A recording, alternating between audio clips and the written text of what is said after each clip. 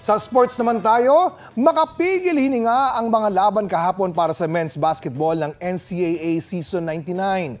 Unang laro pa lang, umabot agad sa overtime. Panalo dyan ng LPU Pirates kontra sa JRU Heavy Bombers. Ang final score, 99-96. Sa second game naman, may big comeback ang AEAC Generals para manalo laban sa San Sebastian Golden Stags. Natambakan sila ng 22 points sa first half pero nahabol nila ang lamang at tinapos ang game sa score na 80-77. Sa standings, hindi pa rin napapalitan ang Mapua Cardinals sa top spot.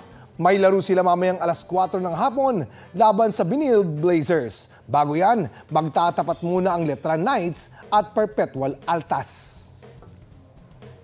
Balita ko, may tututukan kayo tuwing 10:30 a.m. sa GTV. Alamin ang mahalagang balita at impormasyong dapat nyong malaman sa Balita Ko tuwing Lunes hanggang Biyernes. Mag-subscribe din sa GMA Integrated News sa YouTube.